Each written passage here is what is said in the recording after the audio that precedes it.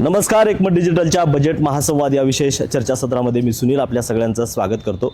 खरं तर राज्याचा अर्थसंकल्पीय बजेट सुरू आहे आणि त्याच अनुषंगाने एकमत डिजिटलचा हा प्रयत्न आहे आणि एकमत डिजिटल ही चर्चा घडवून आणते की राज्यामधल्या या आर्थिक संकल्पाच्या बजेटमध्ये जे आहे ते वेगवेगळ्या क्षेत्रासाठी दिलेला विकासाचा निधी, दिलेल्या घोषणा, त्याची कितपत अंमलबजावणी झालेली आहे आणि ते दिलेला निधी त्याचा परिपूर्ण जो वापर जो आहे तो झालेला आहे का आणि त्यामधून खराच विकास झालेला आहे का, या सगळ्या संदर्भाचा आढावा घेण्यासाठी या चर्चासत्राचं आयोजन करण्यात आले। खरं तर आज पण जलसंधारण, सिंचन आणि प्रकल्प या सगळ्या संदर्भामध्ये बोलणार आहोत। खरं तर मराठवाड्याची जर पार्श्वभूमी पाहिली तर मराठवाड्यामध्ये दुष्काळ, पाणी टंचाई जी आहे ते त्या पाणी टंचाईच्या झळा ज्या आहेत त्या नागरिकांना जाणवतात। त्याचबरोबर सिंचनाचं जे त्रुटी या मराठवाड्यामध्ये असल्यामुळे सुद्धा शेतकऱ्यांना सुद्धा मोठ्या अडचणींचा सामना करावा लागत आहे आणि खऱ्या अर्थानं गेल्या वर्षी जर पाहिलं आपण तर राज्यानं जे आहे ते अर्थसंकल्पामध्ये 15,000 कोटी रुपयांची जलसंधारण आणि जलसिंचनासाठी जी आहे ते योजना आखली होती। मात्र ती योजना सफल झाली का, या सगळ्या संदर्भामध्ये बोलण्यासाठी आज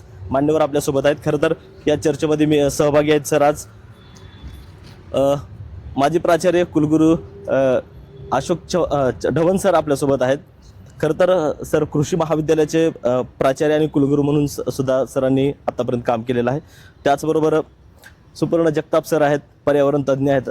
त्याचबरोबर रमेश चिल्ले जे आहेत, जलसंधारण आणि कृषी क्षेत्रामध्ये त्यांचं मोठं काम आहे। खरं तर सर्व मान्यवरांचं मी या कार्यक्रमामध्ये स्वागत करतो। सर, मी आपल्यापासून सुरुवात करतो। जलसंधारणाच्या योजना खऱ्या अर्थानं प्रभावित ठरल्यात की फक्त आता दिखावा आहे, तुम्हाला काय वाटतं याच्याबद्दल? नमस्कार, एकमतच्या या डिजिटल चॅनलमध्ये निश्चितच ही चर्चा घडवून आणतायत आणि असे ज्वलंत विषय घेऊन समाजापर्यंत आपण जातो आहोत, ही निश्चितच स्वागताची गोष्ट आहे। जलसंधारणाचा विषय काढलात, गेल्या जवळपास 75-80 वर्षापासून हे जलसंधारणाची कामं चालू आहेत आणि यामध्ये दरवेळेस त्याच भागामध्ये स्कॅटर्ड पद्धतीनं कामं झालेली आहेत जलसंधारणामध्ये। त्यामुळं काय होतं की असा कलेक्टिव्ह इफेक्ट तिथे फारसा जाणवत नाही आहे। त्यामुळं होतं काय, मग पाणलोटाची कामं झाली ती एखाद्या नदीवर झाली, एखाद्या नाल्यावर झाली, एखाद्या डोंगरावर झाली, मग गाव सोडला गेला आणि नदी नाल्यालाच आपण त्याला विकासाच्या परिघामध्ये घेत आलो। पण होतं काय की त्या भागामध्ये पाणी थांबत नाही आहे, कामं अर्धवट राहतात, बजेट पूर्ण मिळत नाही आहे। मग काही कालावधीनंतर सरकार बदलतं, बजेट बदलतं, मग गावंही बदलली जातात आणि मग पुन्हा नवीन गावामध्ये, नवीन भागामध्ये कामं सुरू होतात आणि मग मागच्या गावात किंवा मागच्या सरकारमध्ये, मागच्या काळामध्ये जी झालेली कामं आहेत त्याकडं फारसं कुठं रेकॉर्डवरती कामं येत नाही आणि त्यामुळं मग त्याचा इफेक्ट फारसा दिसत नाही आपल्याला। अशा पद्धतीनं जलसंधारणाची स्कॅटर्ड वेगवेगळ्या ठिकाणी कामं झाल्यामुळे जी आत्ता मराठवाडा जो अनुशेष आहे मराठवाड्याचा, वर्षानुवर्ष तो आणखीन वाढतोच आहे अनुशेष। त्यात असं पाहावं असं किंवा म्हणावं असं फारसं प्रगती यामध्ये झालेली नाही आहे। त्यामुळेच आपल्या भागामध्ये गेल्या 10-12 वर्षापूर्वी जो मोठा दुष्काळ पडला, पाण्याचं दुर्भिक्ष जाणवलं, ते याच कारणामुळं, कारण एवढे वर्ष 50-60 वर्ष आपण शासन किंवा आपला देश स्वतंत्र झाल्यापासून 1942पासून खरं तर हे जलसंधारण खातं निर्माण झालेलं आहे। पण तेव्हापासून कामं होत आहेत, पण पाहिजे तसं कुठे आणखीन असं त्याचं चित्र दिसत नाही आहे। म्हणून आपल्याला शोधावं लागतं की जलसंधारणाची कामं झाली ती दुर्लक्षित कामं राहिलीत। त्यामध्ये मग गाळ साठलेला आहे, तळे नाले किंवा सिमेंट बंधारे असतील तर ती गाळाने भरून गेलेले आहेत, लोकांनी त्याचं नासधूस केलेली आहे। मातीचे बंधारे असतील तर ती गाळानं भरली, ती फुटलीत, अशी किंवा डोंगरावर जेव्हा जी चर खोदली जातात, CCTV म्हणतात, ती कंटूर ट्रेंचेस, ती पण भरून गेली, त्यावर झाडं लागवड केलेली नाही आहे। मग कधी वन विभाग करतं, कधी कृषी विभाग करतं, आता पुन्हा जलसंधारण विभाग वेगळा झाला। त्यामुळं मागच्या खात्यानं किंवा डिपार्टमेंटनं काय कामं केली ती फारशी पुढच्याला माहिती नसतात। त्यामुळं या जलसंधारणमध्ये, मृदसंधारणमध्ये जी कामं, अगोदर मृदसंधारण खातं होतं, नंतर हे 90च्या आसपास याचं जलसंधारण नामकरण झालं गेलं आणि मग हे सगळं आनंदच असा आत्तापर्यंत जाणवतो आहे। सर, माझा प्रश्न ढवण सरांना आहे।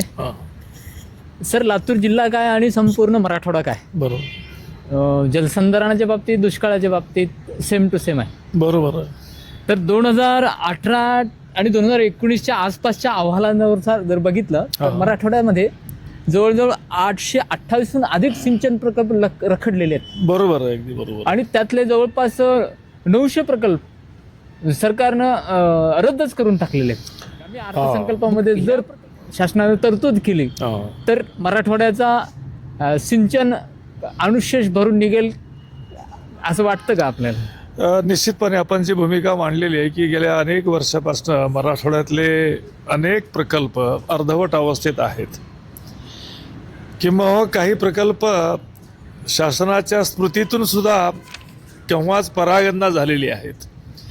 आणि याच्यामुळं प्रत्येक वर्षी आपण जी काही बजेटरी प्रोव्हिजन्स करतो, तरतूद करतो, तिचा वापर न झाल्यामुळं किंवा योग्य वेळेत बजेट न उपलब्ध झाल्यामुळं त्या प्रकल्पाचं काम अर्धवट राहतं. आणि या प्रकल्पाचा जो उत्पन्न विलंब काळ म्हणतो आपण त्याला, तो तसाच लांबणीवर पडतो, पहिली गोष्ट. आणि जे काम झालेलं आहे तेही काम अर्धवट. आणि सातत्यानं सरकारं बदलत गेली की सरकारचे प्राधान्यक्रम बदलतात आणि त्याच्यामुळं अनेक प्रकल्प अपूर्ण अवस्थेत आहेत, किंबहुना त्याच्यापासून जे काही फायदा होणं अपेक्षित होतं, अभिप्रेत होतं, ते झालेलं नाही आहे. याला अनुषंगानंच मी चिल्ले साहेबांनी जो मुद्दा उपस्थित केला, आपण मृदसंधारण, जलसंधारण आणि वनीकरण हे तिन्ही विषय परस्परांना पूरक आहेत, परंतु तिन्ही विषयाचा विचार आपण सुटा करतो. आणि याच्यामुळं काय झालं की याच्या अंमलबजावणीच्या पातळीवर त्याचे जे अपेक्षित फायदे आपल्याला आहेत ते मिळताना दिसत नाहीत. आणि मराठवाड्याचा अनुशेष दिवसेंदिवस तो वाढत राहतोय. ही अतिशय गंभीर आणि चिंतेची बाब आहे. माझा जगताप सरांना प्रश्न आहे. तुम्ही वृक्ष लागवड, वृक्ष संवर्धन यासाठी मोठं काम करताय आणि आत्तापर्यंत मोठं काम झालेलं आहे. आणि तो जलसंधारणाचाच एक भाग आहे, कारण झाडं लावलं तरच जमिनीत पाणी मुरेल आणि मग पाण्याची पातळी वाढेल, असं हे चित्र आहे. मराठवाड्यातली जे भौगोलिक परिस्थिती आहे, स्थिती आहे, नैसर्गिक स्थिती आहे, ती जलसंधारणाचा ठोकळेबाज विचार सोडून त्या त्या विभागासाठी आवश्यक मॉडेल्स शोधले पाहिजेत का? खूप छान प्रश्न आहे. मराठवाड्याची आपण भौगोलिक स्थिती जर समजून घेतली तर आपण 2 विभागात मराठवाड्याला बघू. एक उत्तर मराठवाडा, ज्याच्यात छत्रपती संभाजीनगर, जालना, बीड, परभणी, हिंगोली, नांदेड येतं. आणि खालचा जर भाग बघितला, लातूर, बीड आणि धाराशिव, तर याच्या पश्चिम बाजूला तुळजाईपासून हातलाई, येडाई आणि कुंथलगिरी 100 किलोमीटर लांब, 20 किलोमीटर रुंद असा जवळपास 2000 स्क्वेअर, हे 2000च ना, 100 गुणिले 20 किलोमीटर, तर अभयारण्य होतं. 1965 पर्यंत तिथं तुम्हाला वाघ आढळलेला आहे. तिथं दिवसा माणसं जायला घाबरायची.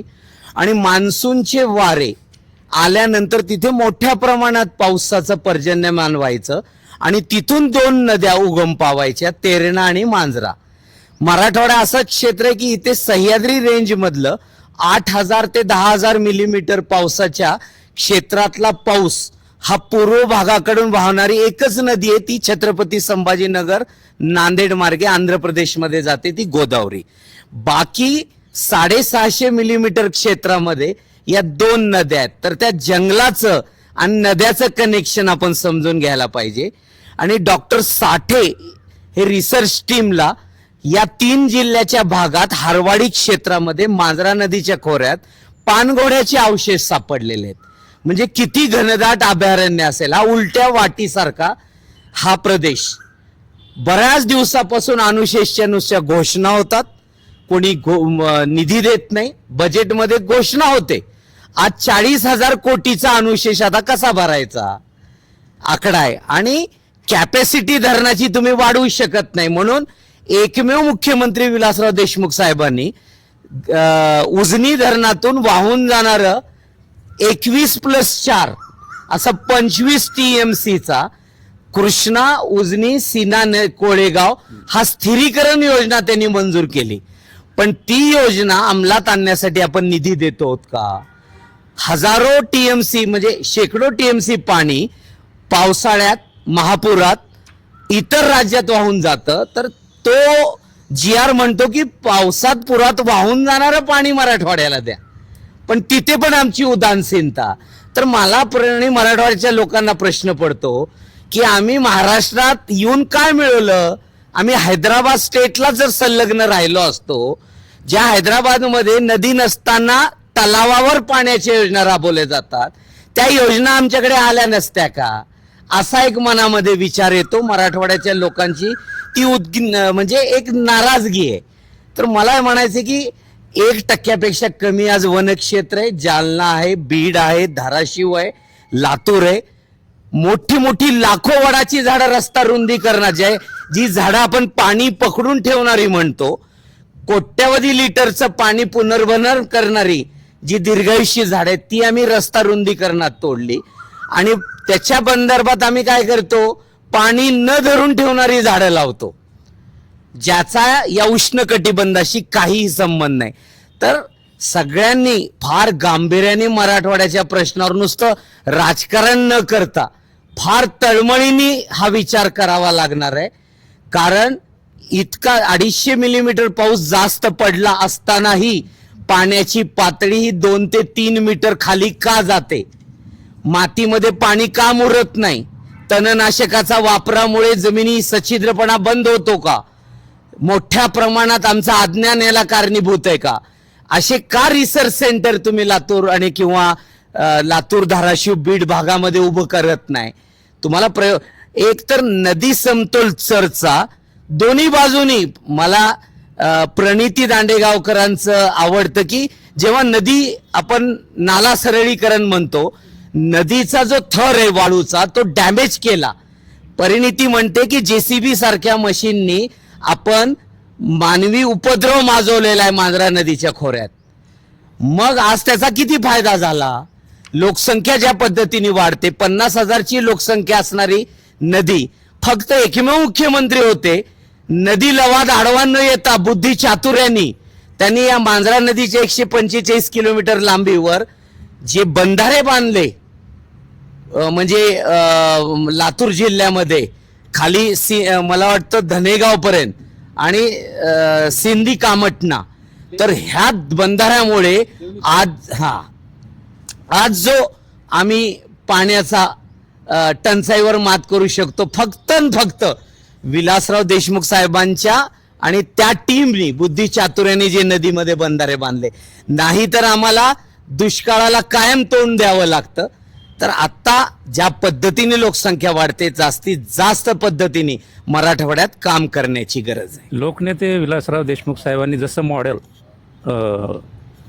वापरलं किंवा हे केलं, अंमलबजावणी केली, बरोबर. तसे मॉडेल्स या भौगोलिक रचनेच्या माध्यमातून, जसा वेगवेगळा भाग आहे, प्रत्येक जिल्ह्यात वेगळी परिस्थिती आहे, तर तिथे असे काही वेगळे मॉडेल्स उभारावेत का किंवा त्याची अंमलबजावणी करावी का, असं कुठलं काय सरकार? बरोबर आहे. निश्चित हाच धागा पकडून आता सुपर्ण जगताप यांनी जी भूमिका मांडली की स्वर्गीय विलासराव देशमुख साहेबांच्या काळामध्ये या भागामध्ये बंधाऱ्याची एक श्रृंखला उभी केली आणि ते मॉडेल निश्चितपणे काही तिची वैशिष्ट्य अशी आहेत की ती सक्सेसफुल राहिलेली आहेत असं मी म्हणेन. त्याचं कारण असं आहे की या प्रकारच्या कामामुळे एकतर जमीन कुठली शेतकऱ्याची जात नाही आहे, नदी पात्रामध्ये पाणी अडून राहतं, त्यामुळं जमीन त्याचे पैसे मोबदला देणे हे किंवा हा प्रकार उरत नाही. पुन्हा बंधारा हा कमीत कमी कालावधीमध्ये तो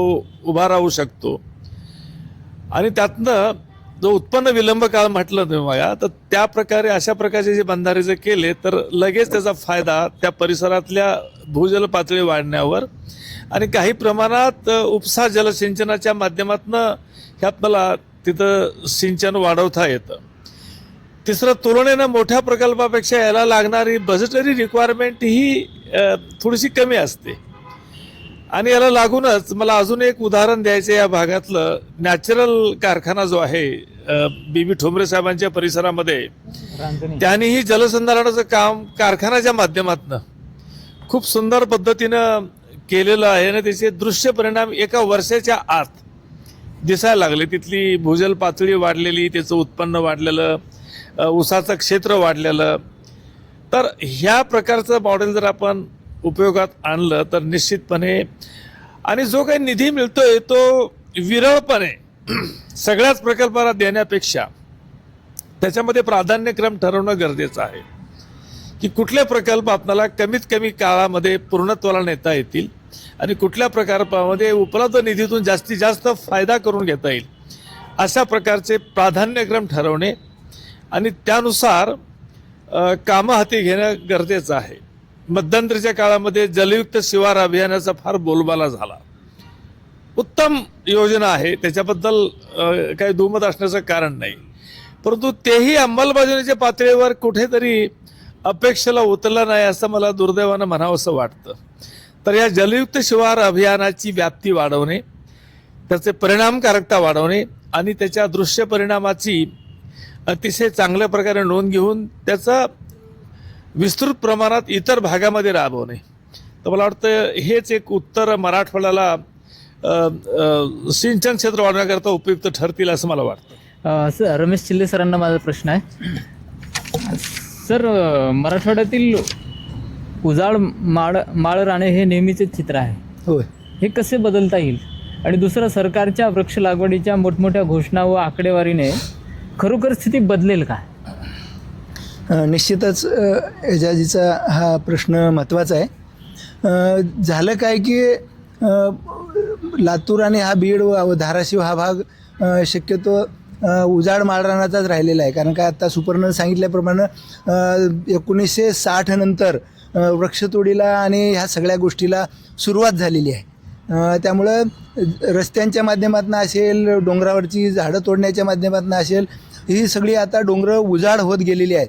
आणि मग काही काळ वनीकरण, का सामाजिक वनीकरण, फॉरेस्ट डिपार्टमेंट यांनी तिथे कंट्रोल ट्रेंचेसच्या माध्यमातून थोडं बहुत काम केलं, पण ते अर्धवट काम करत राहिली. त्यांनी जी छोटी छोटी पॅचेस तयार केली डोंगरावर, ती आत्ता सुपर्णं सांगितल्यासारखं विदेशी झाडं तिथं लावत गेली. त्यांनी स्वदेशी या भागातल्या या वातावरणाला, इथल्या पावसाला जगतील, वाढतील आणि इथले पक्षी वगैरे ह्या निसर्ग संपदा त्यावर वाढेल अशा विचार करून कधी ती झाडं लावलेली नाहीत. फक्त हिरवी दिसावी म्हणून ती झाडं लावलेली आहेत. त्यामुळे त्याचा फारसा उपयोग या गोष्टीसाठी, पाणी जमिनीमध्ये खोल मुरण्यासाठी, कारण त्याच्या मुळा खोलवर जातच नाही आहेत. त्यामुळं अर्थसंकल्पात या संदर्भाने काय तरतूद केली पाहिजे? निश्चितच यामध्ये अर्थसंकल्पामध्ये तरतूद करायला हवी आहे की माथा टू पायथा जी संकल्पना होती ती वरपासनं पडलेलं डोंगराच्या टोकावरचं पाणी वेगवेगळ्या माध्यमातून तो थांबत जे पळणारं पाणी आहे ते त्याला चालायला शिकवलं पाहिजेत. तो चालत दमानं खाली नदीपर्यंत आलं पाहिजे. म्हणजे जमिनीमध्ये वाटेमध्ये असणाऱ्या सगळ्या अडथळ्याला तिथे ट्रेंचेसमध्ये कंट्रोल बंडिंग असतील, सिमेंट बंधारे असतील, माती बंधारे असतील, या सगळ्या बांधामधनं किंवा दगडी बंधारे असतील, किंवा आता मधल्या कालावधीमध्ये जी आता डोंगराच्या पायथ्याला आत्ता इथे बाजूला माननीय विलासराव देशमुखांच्या आणि दिलीपरावजींच्या कालावधीमध्ये त्यांच्या संकल्पनेनं बाभळगावच्या बाजूला जी चर खोदलेली आहेत त्या डोंगराच्या पायथ्याला, त्या चरांच्या माध्यमातून वरचं डोंगरावरचं धावत येणारं पाणी सगळं त्या चरामध्ये मुरतं आणि ते मुरल्यामुळं ते जमिनीत पाण्याची पातळी वाढते आणि खाली मग विहिरीना दृश्य परिणाम त्या वर्षी दृश्य परिणाम दिसून आलेला आहे आपल्याला की त्या खालच्या पाण्याच्या विहिरींच्या पाण्याची पातळी वाढली, बोरच्या पाण्याची पातळी वाढली. नद्याला ऑक्टोबर नोव्हेंबरलाच नद्या कोरड्या पडायला लागल्या, ती जानेवारी फेब्रुवारीपर्यंत नद्या व्हायला लागल्या. अशी जर डोंगराच्या पायथ्याला, जसं जुन्या कालावधीमध्ये शिवाजी महाराजांच्या कालावधीमध्ये किल्ल्यांच्या बाजूनं खंदक खोदली जायची, तशा पद्धतीची डोंगरांच्या बाजूनं जर खंदक खोदण्याचा, चर खोदण्याचा प्रयोग केला तर डोंगरावरचं पाणी वहितीच्या जमिनीमध्ये येणार नाही किंवा शेतीचं मोठा पूर येऊन पाण्याचं जमिनीचं नुकसान होणार नाही किंवा उपजाऊ जमीन वाहत जाऊन नदी नाल्यातनं जाऊन नद्या उथळ होणार नाहीत गाळानं किंवा समुद्रापर्यंत गाळ जाणार नाही. त्यामुळे जिथल्या तिथे वाटेमध्ये अशी छोटी छोटी बांधव घालून पाणी अडवून त्या पाण्याला चालायला, रांगायला शिकवलं पाहिजेत, तरच त्या भागातली वनराई असेल, वृक्ष असतील, गवत असेल, तिथली जी निसर्ग संपदा आहे, मग छोटी कुरणं असतील, झुडपं असतील किंवा काटेरी वनस्पती असतील, एकदम मोठी वृक्षच लावावी असं नाही आहे, तर त्या भागामध्ये असणारी तिथे असणारी जी अशी छोटी छोटी कुरणं असतील, वृक्ष असतील, ही झाडं वाढत गेली तर तिथे वाढणारी, तिथं राहणारी जी जंगली पशु पक्षी आहेत ती वाढतील, तिथली निसर्ग संपदा वाढेल आणि आपल्या भागातली आता कित्येक पशूंच्या, कित्येक पक्ष्यांच्या, कित्येक सरपटणाऱ्या प्राण्यांच्या जाती नामशेष होत आहेत. म्हणजे इथलं निसर्गाचं इम्बॅलन्स होत आहे. काहीच फक्त पशु पक्षी आणि प्राणी आज जिवंत आहेत. आपण आता उदाहरण घेतो आहे की जंगलातली प्राणी आज बिबट्यासारखी, हत्तीसारखी आज वस्तीमध्ये येत आहेत आणि आपल्या पाळीव प्राण्यांना, माणसांना धोका निर्माण करतायत, मारतायत किंवा त्यांना जीवानिशी जात आहेत. अशा सगळ्या गोष्टी का होत आहेत? तर जंगलं नष्ट झालेली आहेत. जंगलं नष्ट आपणच केली आहेत, वेगवेगळ्या माध्यमातून केलेली आहेत. त्या भागामध्ये मोठ्या प्रमाणामध्ये जर अशी छोटी छोटी कामं होत गेली तर निश्चितच पुढच्या कालावधीमध्ये डोंगर हिरवेगार राहतील, तिथे मग हरणासारखे प्राणी राहतील, ससे राहतील. म्हणजे जे अगोदरच्या कालावधीमध्ये जे 1960च्या अगोदर आत्ता सुपर्ण सांगत होते, जी आपल्या भागामधली जी संपदा होती, प्राण्यांची, पक्ष्यांची जी निसर्ग संपदा होती, ती आत्ता त्याने आम्हाला एक काटेसावर नावाचं एक झाड दाखवलं की जेव्हा आमच्या भागातला पळस होता किंवा जी काही काटेरी वनस्पती होती ती आज नामशेष होत आहेत. कित्येक वनस्पती नामशेष झालेल्या आहेत. आत्ता कुठेतरी आता आमच्या आहे ती बाबळीची झाडंसुद्धा आमच्या भागामध्ये राहिलेली नाही आहेत. आपल्या भागामध्ये मोठ्या प्रमाणात बाबळे वृक्ष होती, वेड्या बाबळी होती, पळस होती. फक्त आता कुठेतरी थोडा लिंब दिसतो आहे, नसता आता वृक्ष नावाची वस्तू दिसत नाही आहे. रोडच्या कडेनं काहीतरी लावलेली तात्पुरती झाडं आहेत, नसता बांधावर सुद्धा झाडं आजकाल कोणी टेकवलेली नाही आहेत. भावकीच्या निमित्तानं किंवा एकमेकाच्या जमिनी कमी झाल्या, तुकडेबंदी झाली, त्यामुळे बांधावर झाड सापडत नाही, रस्त्याच्या कडेला झाडं नाही आहेत कारण रस्ता रुंदीकरणामुळे. आणि आम्हाला जंगल म्हणून काय बघायला मिळत नाही आहे, पक्षी तर बघायलाच मिळत नाही आहेत. अशी सगळी परिस्थिती आज झाल्यामुळे पुढच्या कालावधीमध्ये बजेटमध्ये या छोट्या छोट्या गोष्टी ची हे करण्यासाठी, अंमलबजावणी करण्यासाठी मग वनीकरण डिपार्टमेंट असेल, सामाजिक वनीकरण असेल, फॉरेस्ट असेल, कृषी विभाग तर असेल.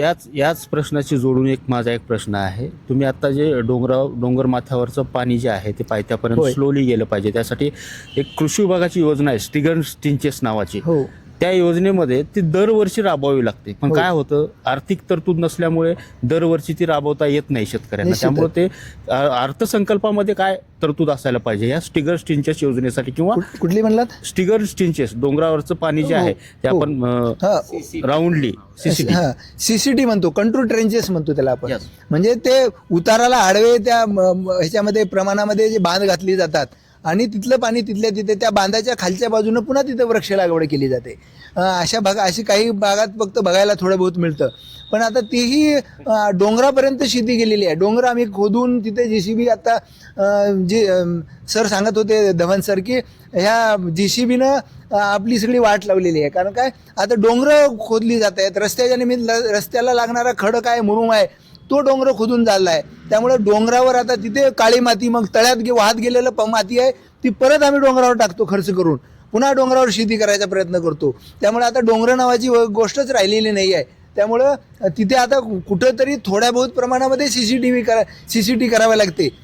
त्यामुळे तिथे ती करण्यासाठी फार कमी किंमत लागते, त्याला कमी बजेट लागतं, पण तेही आता कुठल्या अर्थसंकल्पामध्ये बजेट राहिलेलं नाही आहे. मग त्याच्यासाठी सरकारनं कुठली भूमिका घ्यावी? निश्चितच पाणलोटाची योजना जी अगोदरच्या कालावधीमध्ये होती, ती पाणलोटाची एक गाव ॲज ए मॉडेल धरून त्या गावागावामध्ये त्या तशी जर टेकड्या असतील, डोंगर असतील, तर तिथे जर एक मॉडेल दाखवली तिथे केलेलं, तर इतर गाव होतील. का या गावात थोडं भागात केलं, तालुक्याला आलेला निधी सगळ्या गावाला वाटायचा आहे म्हणून थोडा वाटला, तर कुठंच विकास आपल्याला दिसून येत नाही आणि मग अदृश्य परिणाम आपल्याला दिसणारच नाही आहे. त्यामुळं केलेलं काम दिसणार नाही, त्याचा फायदा होणार नाही आहे आणि मग पुढच्या कालावधीमध्ये मग आपणच म्हणतो की केलेलं काम चांगलं दिसत नाही आहे किंवा त्याचा फायदा होत नाही.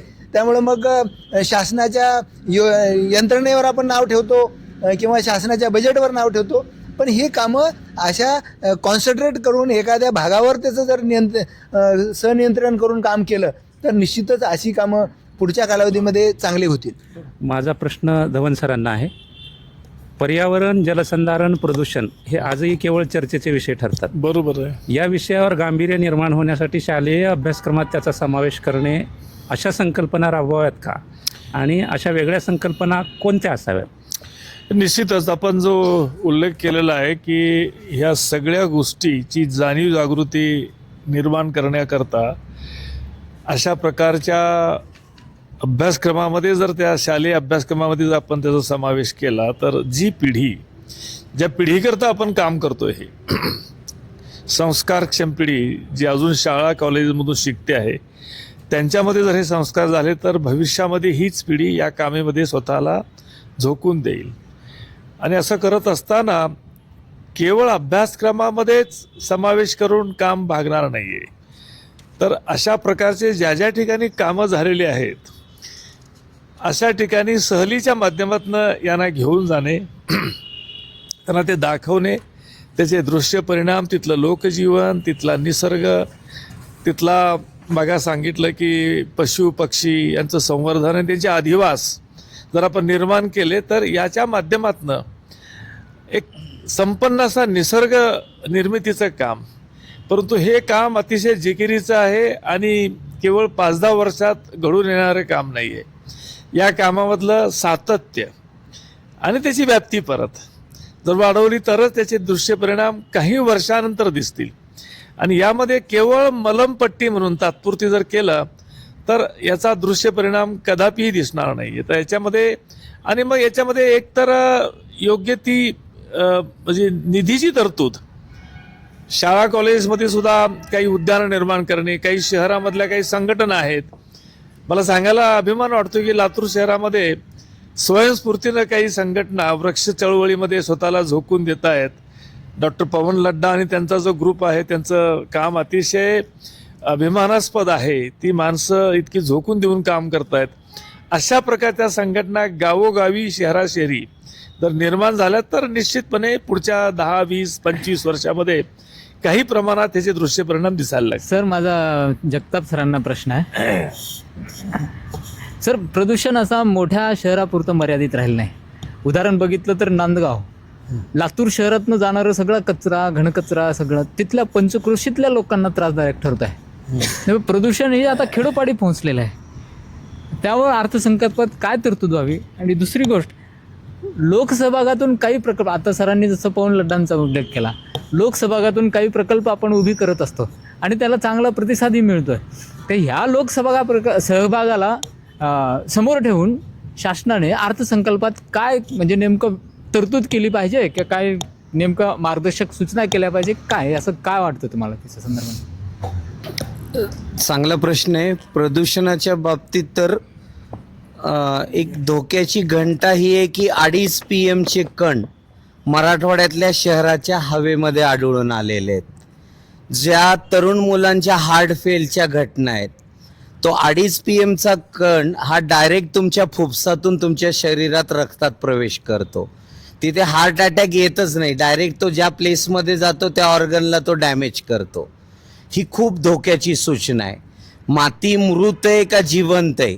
आणि प्रदूषणाचा हवेचं वाढतं परिणाम आणि कचरा प्लास्टिकमध्ये आपण जो दैनंदिन अन्नाचा किंवा आपल्या निरुपयोगी वस्तू आपण जस्ट थ्रो करतो. कारण आपल्या शिक्षणातून आपण पर्यावरणशास्त्र, नागरिकशास्त्र हे शिकवतोय का हा प्रश्न आहे. कारण लातूरसारख्या शहरात दररोज 10,000 लोक तरी रॉंग साईडनं ट्रिपल सीटनं फिरताना दिसतात.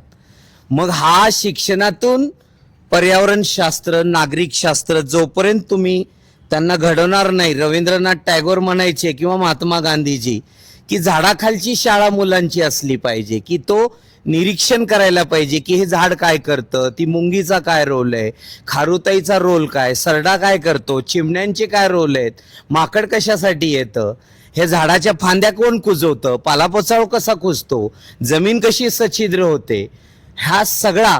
आणि आत्ताची जी पिढी आहे ही रील पिढी आहे, यूज अँड थ्रो करणारी पिढी आहे.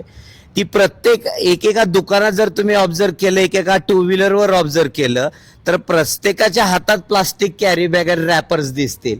तर मग ह्याच्यातून टाकलेला कचरा ते तर प्लास्टिक विरघळणार नाही. आणि त्या दूषित अन्नामुळं जे पाणी दूषित होतं ते तुमच्या पाण्याला ऍसिडिक करतं. आज मराठवाड्यातल्या सगळ्या नद्या या ऍसिडिक झालेल्या आहेत. मग तुमचं आरोग्य राहणार आहे कुठून?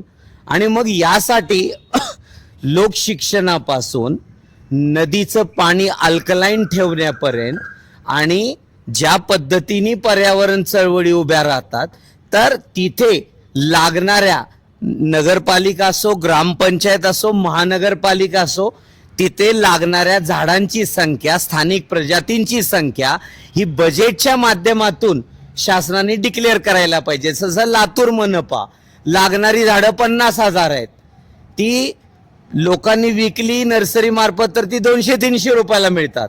जर शासनाने ती राजमंडरी किंवा बिया कलेक्ट करून बनवली, 5 फुटाचं झाड 30 रुपयाला बसतं, म्हणजे 30,000 रुपयात तुम्हाला 1,000 झाडं मिळतात. 15 लाख रुपयामध्ये तुम्हाला 50,000 झाडं मिळतात. तर ही 50,000 झाडं जर शासनाच्या माध्यमातून ग्रामपंचायत लेवलवर, आणि ते लावताना तुम्ही ॲफिडेव्हिट सारखं एक शपथपत्र करून घ्या की अक्षांश रेषांश, न तर पुन्हा आकड्याचा गोळ, कोट्यवधी झाडं लावली, मग ते सामाजिक संस्था असो, शासकीय असो, झाडं विक्री करण्यावर बंदी करा, झाडं उपलब्ध करून द्या. पाण्याचे टँकर लॉबीची एक लॉबी काम करत असते, झाडाला टँकर द्या. जर महाराष्ट्रातल्या प्रत्येक महानगरपालिकेकडे स्वतःचं पाण्याचं टँकर आहे, तर लातूर महानगरपालिका याच्याबद्दल लोकांकडून पैसे का घेते? आम्ही वृक्ष टॅक्स देतो, आम्ही हरित टॅक्स देतो, आम्ही घराचं बांधकाम परवाना काढताना तो कोट्यवधी निधीचा ऑडिटचं डिक्लेरेशन झालं पाहिजे. तर शासनाला म्हणजे नगरपालिकेवर ग्रीन टॅक्स किती कलेक्ट करता ह्याचं जरा ट्रान्सपरन्सी. पुण्यामध्ये सजग नागरिक मंचने हा प्रश्न उपस्थित केला, तिथल्या महानगरपालिकेला ऑडिट द्यावं लागलं की आम्ही एवढे कलेक्ट करतो आणि हा आमचा पर्यावरणाचा बजेट आहे. तर अर्थसंकल्पाच्या माध्यमातून हे सगळं करू शकतो आणि करायला पाहिजे. माझा प्रश्न चिल्ले सरांना आहे. मराठवाड्याचा सिंचन अनुशेष 260 TMC आहे होय. आणि हे सरकार सांगतंय की नद्या जोडून किंवा पश्चिम वाहिनी नद्याचं पाणी उपसा करून इकडे मराठवाड्यात आणायचं आणि हा अनुशेष भरून काढायचा. वर्षानुवर्ष अशा घोषणा झालेल्या आहेत निश्चितच आणि बऱ्याच गोष्टी आम्ही करतोय असंही दाखवलंय, पण प्रत्यक्षात तसं चित्र नाही. होत नाही. तर मग अशा अवस्थेमध्ये जलसमृद्ध गावे अशी एक संकल्पना राबवावी का शासनानं, आणि त्यासाठी शासनानं काय तरतूद केली पाहिजे? निश्चितच हा चांगला प्रश्न आहे. कारण का आत्ता आपल्या चर्चेचा तोच एक गाभा होता की काही गावं आपल्याला अशी मॉडेल गावं तयार करता आली पाहिजेत, जलसमृद्ध गावं तयार करता आली पाहिजेत. त्यासाठी शासनानं सगळ्या भागाला निधी न देता काही अशी चांगली गावं जी नदीकिनारे आहेत, पाण्याचे बजेट चांगलं आहे किंवा पाण्याचं ऑडिट तिथं केलं जातं आहे. आजकाल आता गावागावामध्ये पाण्याचं ऑडिट झालं पाहिजेत की माझ्या भागामध्ये पाऊस किती पडतो, किती TMC पाऊस पडतो, आम्ही किती अडवतो, माझ्या शेतीला किती लागतो आणि आमच्या प्यायला किती लागतो आणि वाहून किती जातो, आपली जमीन कशी आहे, मग सच्छिद्र आहे, काळी आहे, मुरमाड आहे, हे सगळं जर गावानं एकत्र बसून जर त्याचं बजेट केलं तर लक्षात येईल की माझ्या भागामध्ये की 650 550 mm पाऊस पडतो, तो पाऊस आम्ही किती अडवतो, कुठल्या माध्यमातून अडवतो. आमची आत्ता चर्चा होत असताना आपल्या भागामध्ये मग गावाच्या बाजूला ह्या पूर्वीच्या काळामध्ये गावतळे असायचे, बारवा असायच्या, विहिरी होत्या, गावागावामध्ये आड होते की त्या भागामध्ये तशी छोटी पाण्याची साठवण्याच्या व्यवस्था होत्या की गावाला लागणारं पाणी त्या तळ्यामध्ये, जनावरांना लागणारं, शेतीला लागणारं तळ्यामध्ये पाणी असायचं. त्याच्या बाजूला गावात मोठ्या बारवा होत्या त्या की बारवामध्ये पाणी साठून राहायचं की ते पाणी प्यायला नसलं तरी पण ते पाणी धुवायला, जनावरांना पाणी प्यायला, अशा ह्याला पाणी लागायचं. आणि वेगवेगळ्या ह्याच्यामध्ये गल्ल्यामध्ये, वस्त्यामध्ये त्यांच्या भागातली आडं होती, त्या आडाला 25 फुटाला 20 फुटाला पाणी लागायचं, पोहऱ्यानं पाणी काढलं जायचं. माझ्या लहानपणची गोष्ट मला आठवते की माझ्या घराच्या बाजूला आमच्या एक 10-20 घरामध्ये आड होती, तिथं पाऊस एवढाच पडतो आहे, पाऊस काही कमी पडला नाही असं नाही झालं. आत्तापर्यंत आपल्याकडला पाऊस हाच आहे, पण त्या कालावधीमध्ये पाणी साठवलं जायचं, अडवलं जायचं. आणि अशा जे पाण्याचे छोटे हे होते स्टोरेज, ते आता नामशेष झालेले आहेत. त्या बारवा नामशेष झाल्यात, आडं तर कधीच बंद होऊन गेलेत. आता शेतामध्ये शोधूनही विहीर सापडत नाही आहे. शासनाच्या आता पंचायत समितीच्या माध्यमातून खोदलेल्या विहिरी तेवढ्या आहेत, त्या किती आहेत ते आपल्याला सर्वांना माहीत आहे. पण जुन्या आता विहिरी राहिलेल्या नाही आहेत. सगळीकडे आता जमिनीला सुराखं पडलेली आहेत. आम्ही खोलवर 1200 फुटापर्यंत जमिनीतलं पाणी आता शोषून घेतो आहे. मांजरा पट्ट्यामध्ये आणि ह्या आमच्या मांजरा नदीच्या भागामध्ये बघितलं तर आजूबाजूला असणाऱ्या सगळ्या बोअरमधलं पाणी सगळं त्यातलं पाणी मिळत आहे. सगळं मग आम्ही ऊसासारखं पीक घेतो आहे. थोडा मला ऊसावर टीका करायची नाही आहे, पण पाण्याचा वापर करणारी पाणी घेणारी पिकं आपल्याला थोडी कमी करावी लागेल. सर, धवन सरांना माझा प्रश्न आहे. सर, मध्यंतरी कृषी पर्यटन संकल्पनेचा सरकारी पातळीवर खूप मोठा गाजावाजा झाला. बरोबर आहे. अशा संकल्पनांचा शेतकऱ्यांना आर्थिक प्राप्तीसह इतरही फायदा होतो, परंतु सध्या त्या संदर्भात कुणीच काही बोलायला तयार नाही. त्या संकल्पात नव्यानं त्याच्यावर काही तरतुदी झाल्या पाहिजेत का? सरसगट कृषी पर्यटन यशस्वी होईल याची फारशी शाश्वती देता येत नाही. त्याचं कारण आहे की जे मोठी शहरं आहेत किंवा मोठी शहरालगत काही ठिकाणं आहेत, अशा ठिकाणी काही शेतकरी ज्यांची क्षमता आहे तेवढी गुंतवणूक करण्याची, अशा भागात आणि ज्या ठिकाणी टुरिस्ट येऊ शकतात अशा ठिकाणी कृषी पर्यटन योजना निश्चितपणे लाभदायक ठरेल. पण ती सरसकट आणि मराठवाड्यासारख्या ठिकाणी तरी कृषी पर्यटन या संकल्पनेला फार मर्यादित असा वाव आहे. त्यामुळं एक गोष्ट आहे की कृषी पर्यटनाच्या माध्यमातून एक जाणीव जागृती, ग्रामीण संस्कृतीचं पुनरुज्जीवन, ग्रामीण खाद्य संस्कृती या संदर्भातली एक थोडीशी माहिती पर्यटक म्हणून जाणारी जी काही कुटुंब आहेत, त्यांची पुढच्या पिढीतली मुलं आहेत, यांच्याकरता देता येते. पण सरसगट त्याच्यावर फार मोठा खर्च करण्याकरता एक मर्यादित वाव आहे असं माझं स्पष्ट मत आहे. माझा प्रश्न जगताप सरांना आहे. आत्ता आपल्या चर्चेतनं हा एक विषय प्रकर्षानं असा आला की दृश्य परिणामता. लातूर, मराठवाडा विशेषतः लातूरमध्ये पडणारं 10 वर्षाला चक्र दुष्काळाचं विलासरावजींनी ही हेरलं आणि त्यांनी धणेगावच्या मांजरा धरणापासून ते देवणीच्या सिंधी कामठ या जवळपास 100 किलोमीटरच्या मांजरा नदीवर ठिकठिकाणी 15 बॅरेजेस उभे केले. त्याच्यानंतर त्यांनी रेना, तिरू अशा दुसऱ्या नद्यांवरील एकूण मांजरा, रेना आणि तेरणा असे 35 बराजेस उभे केले. ज्या बराजे एकूण असे 35 बराजेस पूर्ण टोटल. आणि आज 53% जलसाठा या बराजेसमध्ये आहे. 53%. आणि मांजराच्या एकूण 15 बराजेसमुळं 12,000 हेक्टर क्षेत्र वाढलं सिंचनाचं. हे आपण ज्ञात आहे आपल्याला. तर आता मराठवाड्यातले जवळपास 428 मोठे प्रकल्प, सिंचन प्रकल्प निधी अभावी, तरतुदी अभावी, मोठा निधी लागतो, लाखो हजारो कोटी रुपये लागतात, त्यामुळे ते रखडलेत. तर त्या प्रकल्पांना छोटे स्वरूप देऊन, बराचसारखे स्वरूप देऊन ते जर उभे करायला लागले छोटा निधी घेऊन, तर ते शक्य होईल आणि मराठवाड्याचा सिंचनाचा अनुशेष भरून काढण्यामध्ये तो सहाय्यभूत ठरेल का? आणि त्यासाठी या अर्थसंकल्पात शासनानं काय तरतूद करायला पाहिजे?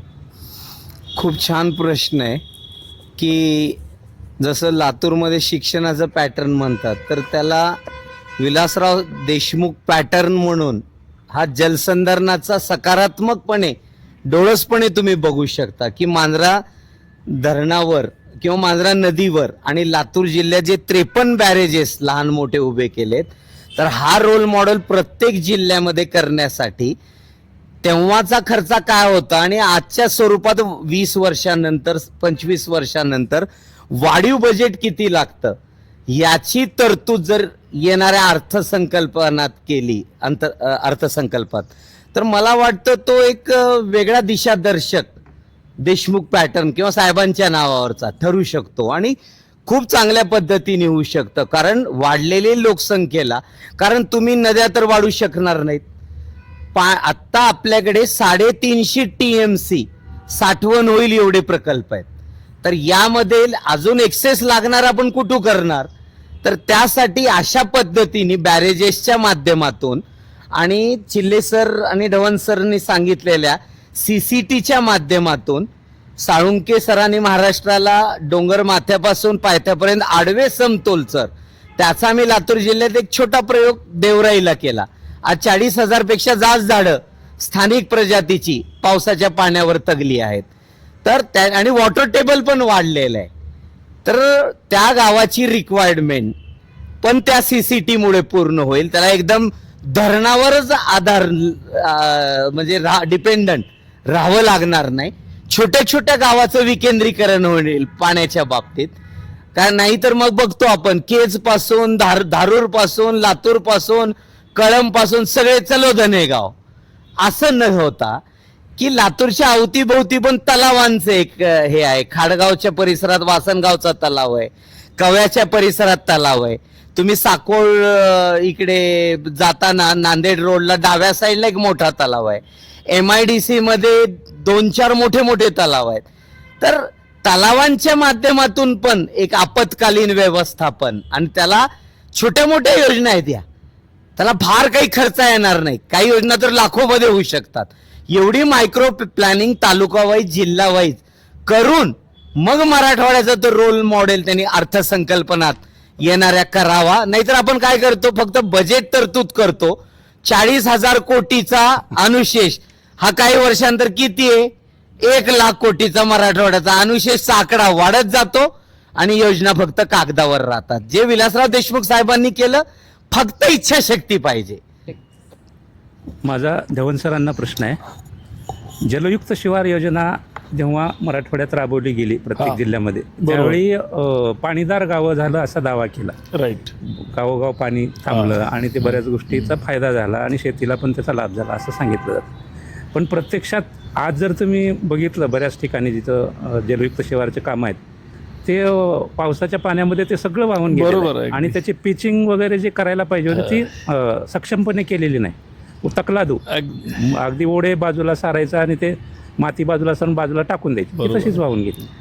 त्यामुळं किती फायदा झाला, किती तोटा झाला, खरंच गावं समृद्ध झाली का पाण्याच्या दृष्टीनं, तर हे जर बघायचं असेल तर त्याचं ऑडिट करणं आवश्यक आहे का सरकारनं? त्यावर निर्णय घ्यावा. निश्चितच. मी मगाशी बोललो की या योजनेचा बोलबाला मागच्या 4-5 वर्षापासून आहे आणि काही प्रमाणात त्याचे दृश्यपरिणाम दिसतही होते, परंतु नंतर ती योजनाच विस्मृतीमध्ये गेली आणि बऱ्याच ठिकाणी अर्धवट कामं झाल्यामुळं त्याच्यापासून अपेक्षित जो लाभ आपल्याला मिळणं गरजेचं होतं ते झाले नाही. तर त्यांना परत ते पुनरुज्जीवित करणे, त्याचं ऑडिट करणे आणि त्याची व्याप्ती वाढवणे.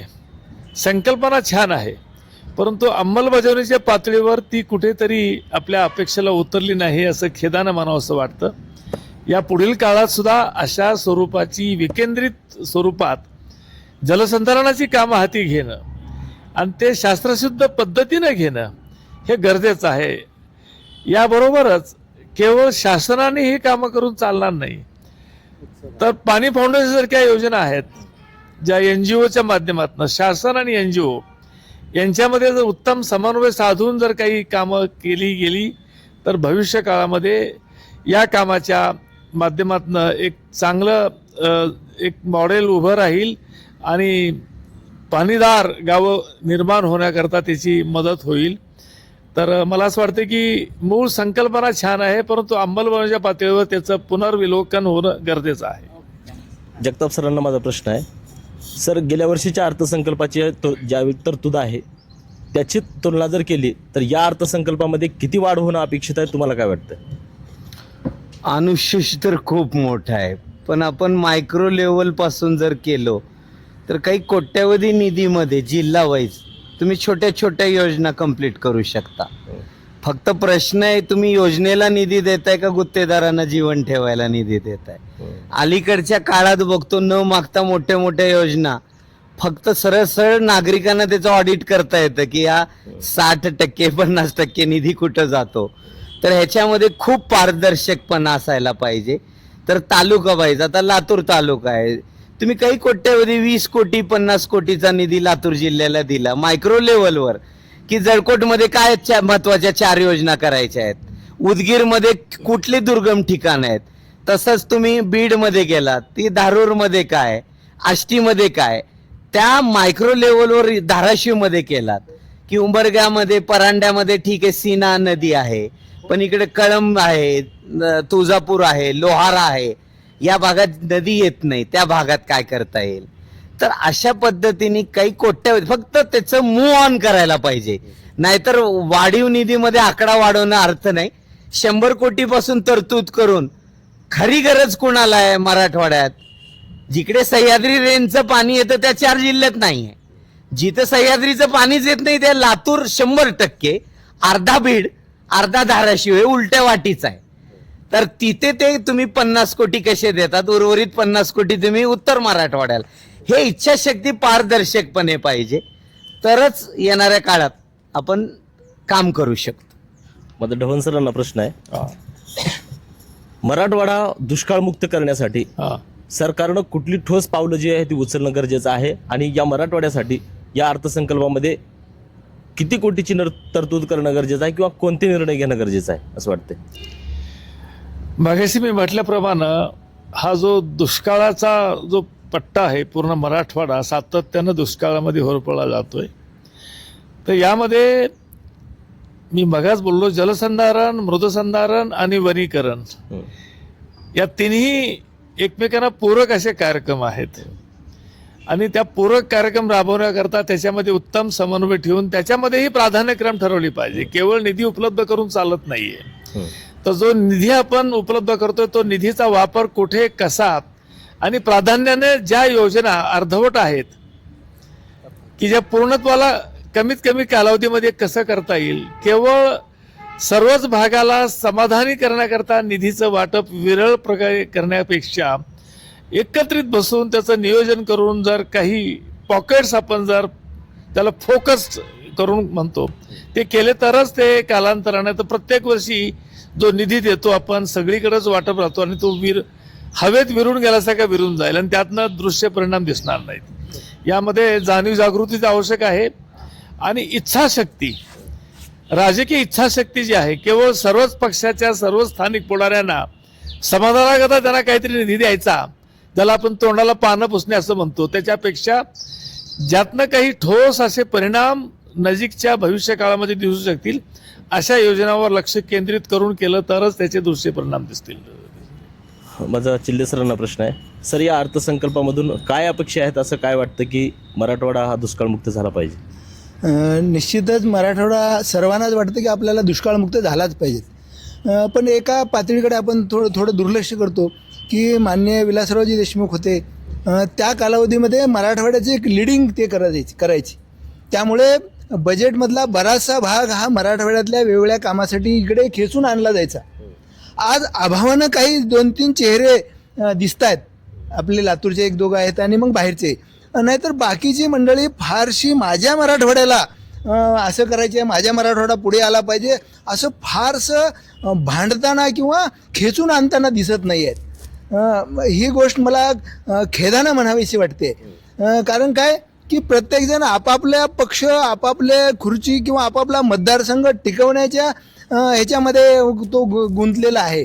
त्यामुळे असं त्यांच्याकडनं, शासनाकडनं माझ्या मराठवाड्याला एवढा मोठा अनुशेष आहे तो मिळालाच पाहिजेत असे हक्कानं खेचून आणणारे सत्ताधारी फारसे कमी आहेत आणि त्यांचं वजन फारसं तिथं आणखीनच पोहोचलेलं नाही. त्यामुळे हा अनुशेष वाढतो आहे. त्यामुळं आपण दुष्काळमुक्त म्हणून आपण इकडे किती जरी ओरडत असलो तरी सत्ताधारी काही आपल्या वेगवेगळ्या भागामध्ये त्यांच्या भागामध्ये हा पैसा खेचून नेण्यामध्ये यशस्वी होत आहेत आणि आपण या भागामध्ये कोरडवाहू आहे, नद्या नाही आहेत, पाऊस कमी पडतोय म्हणत राहतो. पण निश्चित याही गोष्टीकडे आपल्याला थोडं सत्ताधाऱ्यांचं लक्ष वेधण्यासाठी किंवा आणखीन जी आज रुलिंग आमदार आहेत या लोकांना थोडं सजग करून त्यांनी तिथे विधिमंडळामध्ये भांडलं पाहिजेत आणि हा पैसा बजेटमध्ये वाढवून घेतला पाहिजेत आणि तो आपल्या मराठवाड्यात लातूरमध्ये आणि ह्या दुष्काळी भागामध्ये आणला तर निश्चितच आपल्या भागातला हा अनुशेष भरून निघेल आणि लातूर सुजलाम होईल, पाण्यामध्ये होईल आणि नुसतं शासनानंच द्यावं असंही मताचा मी नाही आहे. जसं आत्ता धवन सर बोलत होते की जलयुक्त शिवारामध्ये आत्ता मधल्या काळात 10-1 वर्षापूर्वी पाणी फाउंडेशनच्या माध्यमातून काम होत होतं.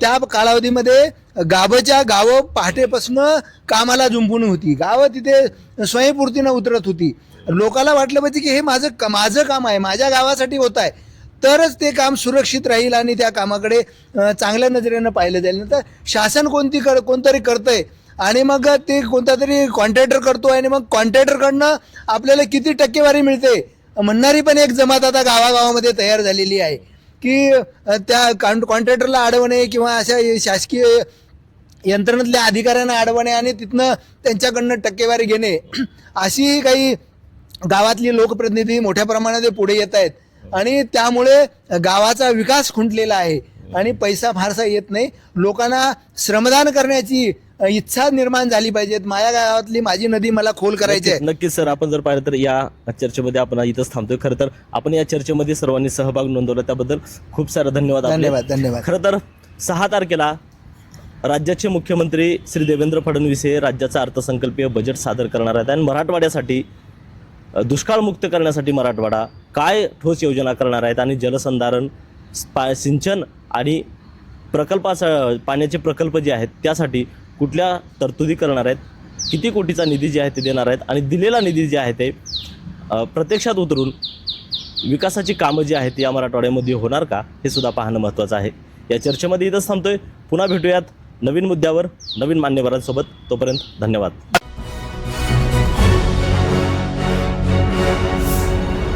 Thanks for watching Ekmat Digital.